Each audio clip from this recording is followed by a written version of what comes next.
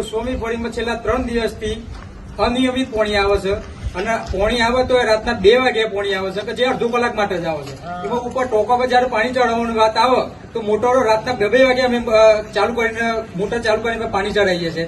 હવે વારંવાર અમે પંચાયતમાં કહેવું અને વોટર વર્ક્સમાં જે ભાઈ છે ને વારંવાર કહેવામાં આવ્યું તેમ બી એવું કેવું છે કે તમારા ફળિયામાં પાણી આવે જ છે. પણ કોઈક અજાણી વ્યક્તિ કે જે જો કે નામ તો અમને ખબર પણ નામ હાલતા નથી કે એ વ્યક્તિને કહેવાથી વાલ લગાવવામાં આવ્યું છે કે એ વાલ લગાવવામાં મારે 10 કરોડ પાણી બંધ કર્યું છે અને એ ના ઘેર પાણી ચડાવવામાં આવે છે. ખબર નહીં હવે કયા કારણથી અને હું ગણતરીથી એવી વાલ લગાવ્યો છે કઈ નથી. અમારું પાણી જે છેલ્લા 3 દિવસથી પાણી નથી આવ્યું એવું કહે તો ખોટું નથી. જો કે આવ્યું હતું કાલે રાતના 2 વાગે પાણી આવ્યું હતું અડધો કલાક માટે, પણ અત્યારે હાલ ટોકા જોવામાં તો ખાલી કમ છે. સવારે કાલે રાતના 2 વાગ્યાથી અત્યારે હું જે બિલકુલ ટેપું પાણી નથી આવ્યું અમારે. તો અત્યારે જે આજની સરકાર કે જે ભાજપ સરકાર જે મોટી મોટી વાતો કરી રહી છે કે હર ઘેર પાણી આપવામાં આવશે, તો આ જે 3 દિવસથી અમારું જે ગોસ્વામી ફળીની અંદર જે પાણી નથી આવતું તો સરકારને હું કહેવા માંગુ છું કે આ જે કાગળ ઉપર ચાલી રહ્યું છે કે પછી બીજી અમુક ગોળીઓ મારી રહી છે અત્યારે.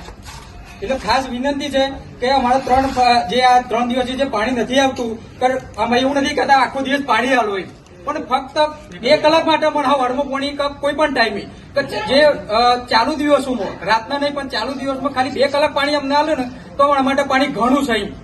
અમારે આખો દિવસ પાણી જોઈતું નથી. એટલે સરકાર, પંચાયત, તમામ વ્યક્તિઓને વિનંતી કરવામાં આવે છે કે ખાલી 2 કલાક વ્યવસ્થિત પાણી હાલે કે જે ઉપર ટોકામાં પાણી ચડે અને ટોકામાં પાણી ચડે એવું નહીં આપે તો મોટર લગાવીને ચડાવ્યું, પણ કમસે કમ 2 કલાક પાણી હાલ્યું. પણ રાતના ન લે એવી અમારી વિનંતી છે કે રાતના ઉજાગરા ના વેઠવા પડે. કે જે બૈરો રાત્રે 2 વાગે પીવાનું પાણી ભરી રહ્યો છે ત્યાં બૈરોને પણ આ ભરવામાં આવે કે જે 2 વાગે ઉઠીને પાણી ભર્યું છે. ભાઈ 2 વાગે કેટલા વાગે પાણી ભરો દાદા? એટલે એટલી વિનંતી છે કે દિવસે ખાલી 2 કલાક પાણી આપવું અમને.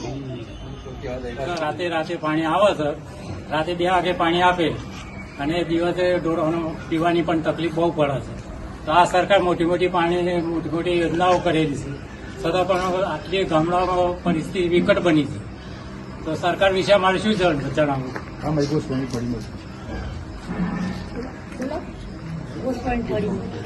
ગોસ્વામી ફળીમાં તકલીફ છે. ગોસ્વામી ફળીમાં બહુ તકલીફ રહેશે છે, ઊંધી પાણી આવતું નથી. 15 ઘરો